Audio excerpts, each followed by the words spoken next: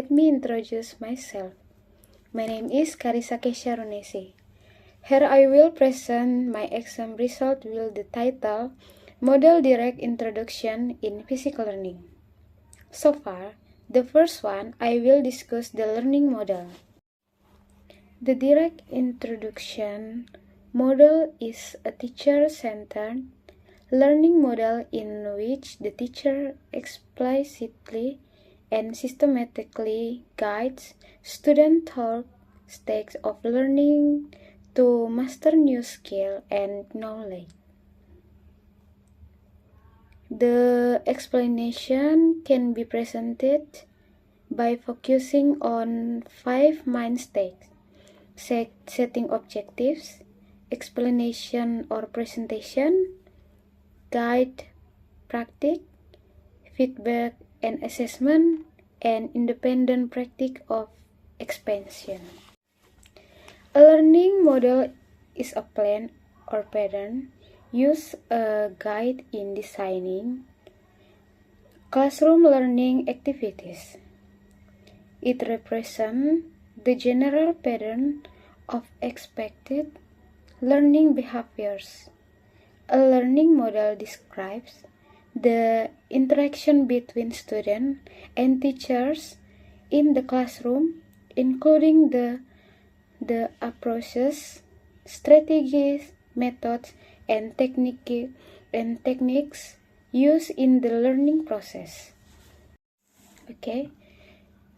The next, there are several steps in the direct introduction model. Number 1, presenting objectives and preparing students. Number 2, demonstrating knowledge and skills. Number 3, guiding practice. Number 4, checking understanding and providing feedback. And number 5, providing opportunities for independent practice. Step-by-step explanation of the direct introduction model. The first, setting objectives and preparing students. Begin by informing students about what they will learn and why these objectives are important to achieve. These texts also serve to motivate students and focus their attention on the lesson material. Number 2, explanation or presentation. The teacher delivers new material clearly and systematically, either through a presentation or a direct demonstration of the concept or skill being taught. Number 3, guide practice. The teacher guides students in practicing the new skill directly. At this step, the teacher provides support such as scaffolding, where assistance is given gradually and reduced as students become more proficient. The teacher also checks their understanding regularly. Number 4, feedback and assessment. The teacher provides immediate feedback to correct errors, strengthen student understanding. Assessments are also conducted periodically to ensure students have mastered the material. Number 5, independent practice or attention. Once students have mastered the material with teacher guides, they are asked to practice independently. This might include exercise or tasks that require applying the concept learned to reinforce long-term retention. Okay, the next, advantages and disadvantages of the direct interaction model. Every learning model naturally has its own strengths and weaknesses. The most important advantages of direct introduction include its academic focus, clear teacher direct and control, high expectation for student progress, and effective time management. Like any international model, it has benefit and limitation. The strength and weakness of the direct interaction model are explained as follows. Here we will explain the advantages of the direct introduction model. The first, the direct introduction model allows the teachers to control the content and scope of the learning material, enabling them to determine the extent to which students have mastered the lesson being taught. Number two, the direct interaction model is considered highly effective when the learning material student need to master is extensive, while the available learning time is limited. Number three, through the direct interaction model, students not only listen to the teacher's explanation of the lesson but also observe demonstrations directly. Number four, another advantage is that the direct introduction model can be applied to large numbers of students and big classroom size.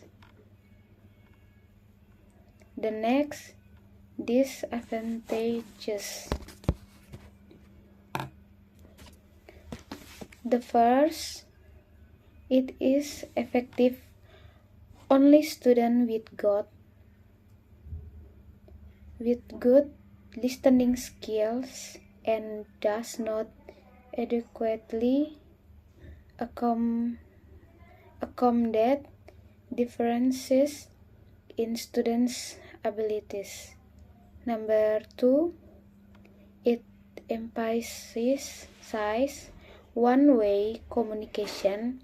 The direct introduction model works well only when students have strong listening and comprehension skills, but it does not address difference in abilities, prior knowledge, interests, talents, or learning styles. Number three, opportunities to monitor students' understanding of the material are also very limited.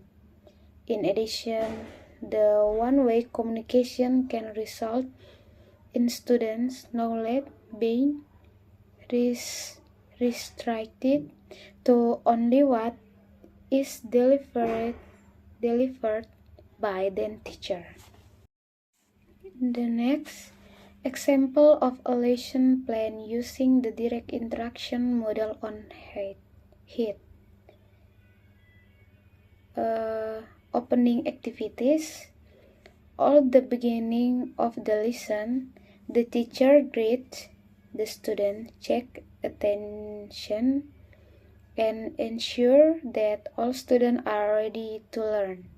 The teacher then asks several guiding questions to engage students, such as, why does ice melt when left in open air?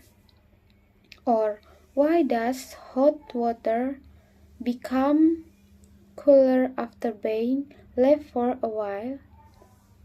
These questions are used to spark curiosity and connect the topic to student daily experience.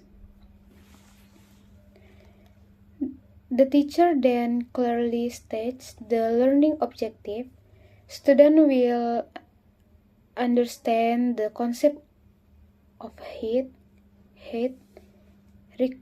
recognize the processes of heat transfer, and explain the change in temperature and state that occur when an object absorbs or releases heat. To motivate students, the teacher highlights how important heat is a very life, including cooking, using household applications, and observing natural phenomena. Example of a lesson plan using the direct interaction model on heat. Main activities or stages of the direct interaction model. Number 1. Stating learning objective and preparing student. The teacher restates the learning objectives in more detail and emphasizes the benefits students will gain after studying heat. At this stage, the teacher ensures that students are attentive, focused, ready to follow the lesson. Number 2, demonstrating knowledge and skill or presentation of material. The teacher presents the material on heat in a clear and structured way, starting with the definition of heat as thermal energy and continuing with how heat naturally flows from an object with a higher temperature to one with a lower temperature. The explanation is supported with everyday examples to help students better understand the concept. To deepen student understanding, the teacher performs simple demonstrations such as heating ice or comparing two objects with different temperatures so students can observe how heat affects both temperature change and change of state. This provides both conceptual understanding and hands-on experience. Number 3, guide practice. After the explanation, the teacher invites students to observe the demonstration more carefully and ask directed questions like, What change do you observe in the ice?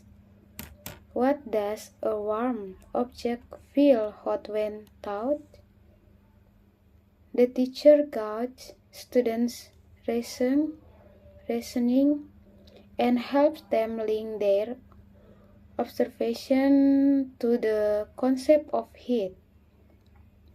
Step by step, support is provided to ensure that students fully grasp the process taking place. Number 4, checking for understanding and providing feedback.